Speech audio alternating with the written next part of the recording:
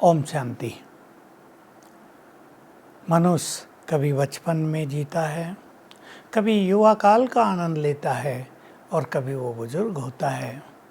किसी के साथ उसके अच्छे परिवार रहते हैं और कहीं कहीं बुजुर्ग अकेले भी हो जाते हैं जब उनको कोई पूछने वाला भी नहीं रहता। तो हम सभी अपने मनोबल को बढ़ाकर रखें। आखिर एक ना एक दिन तो मनुष्य को अकेला होना ही होता है। मैं देखता हूँ बुजुर्ग अगर अपनी मिसेज के साथ हैं, बहन अपने पति के साथ है, तो वो फिर भी खुशियों से जीवन जीते रहते हैं। लेकिन उनमें से यदि एक की मृत्यु हो जाती है तो हमने बहुतों का हाल डिप्रेशन की ओर जाते देखा है। उन्हें लगता है संसार में हमारा कोई नहीं, हम अकेले रह गए। इसके लिए हमें बहुत अच्छा योग अभ्यास कर लेना चाहिए, क्योंकि योग अभ्यास में हमें ऐसा आभास होता रहता है कि स्वयं भगवान हमारे साथ है। उसके सुंदर विचार हमारे मन में समाते रहते हैं और हमें अकेलेपन की भावना नहीं होती।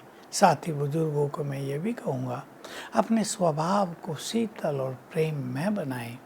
कई बुजुर्गों की मनोस्थिति ऐसी हो जाती है, वो चिड़चिड़े रहने लगते हैं, इरिटेट बहुत रहने लगते हैं, उनकी तृष्णाएं बहुत बढ़ जाती हैं, खान पान का बहुत शौक़ लग जाता है, इसके बिना तो काम ही नहीं चलेगा, उससे उनकी बीमारियां बढ़ जाती हैं, लोग भी उनसे तंग हो जाते हैं। तो बुजुर्गों को मेरी रिक्वेस्ट है, दाता बने, प्यार बांटते चलें, अपने स्वभाव को ऐसा बनाएं कि आपके बच्चे और पोतरे आपकी सेवा करने को अपना परम सौभाग्य मानें। अपने व्यवहार को ऐसा न बना लें कि वो सब सोचें कि बूढ़ा जल्दी मरे, बूढ़ी जल्दी मरे तो हमारी जान बचे। आपकी सेवा करना, उसमें उनको खुशी हो, उनमें उनको लगे हम अपने कर्तव्यों का निर्वहन कर रहे हैं। तो बुजुर्गों को अपने को चेंज भी करना चाहिए। और अगर आपको कोई व्यसन है, अगर आपको कोई बुरी आदत पड़ी हुई है लंबे काल की, उसको छोड़ने का प्रयास करें। और उसको छोड़ने का हमारे पास तो सुंदर साधन है, राजयोग का अभ्यास। राजयोग में इतनी शक्ति है, उसमें इतनी पवित्रता है कि ये बुरी चीज़ें स्वतः ही हमसे किनारा करने लगती हैं, सुखदायी बन जाएं। इतना प्यार करें, आपके पोतरे आपके आगे पीछे घूमते रहें, ऐसा उनको लताड़ें नहीं, ऐसा उनसे बुरा व्यवहार न करें कि वो आपके पास आना ही न चाहें। तो ये अपने हाथ में है।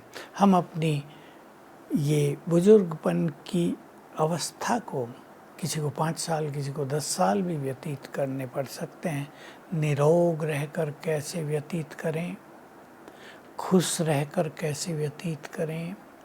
क्यों ना हम ऐसे बन जाएं कि सब हमें फॉलो करें कि देखो जीवन की अंतिम यात्रा तय करनी हो तो ऐसे तय करो।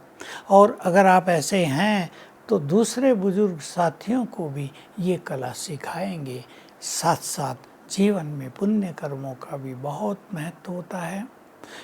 पुण्य जिसने बहुत बढ़ाए हैं उनका अंतिम काल बहुत सुहावन होता है, और जिसके पाप बहुत बढ़े हुए हैं उसको अंतिम काल में वो सब सामने आते रहते हैं, क्योंकि अनुभव बहुत हो जाता है, कर्मेंद्रियों में ताकत नहीं रहती, तो मनुष्य को कष्ट बहुत होता है। तो भगवान को अपना साथी बना लें और जीवन की इस यात्रा को आनंद पूर्वक सुख बांटते हुए, सबको प्यार देते हुए, सबको अपनापन देते हुए व्यतीत करें। ओम शांति।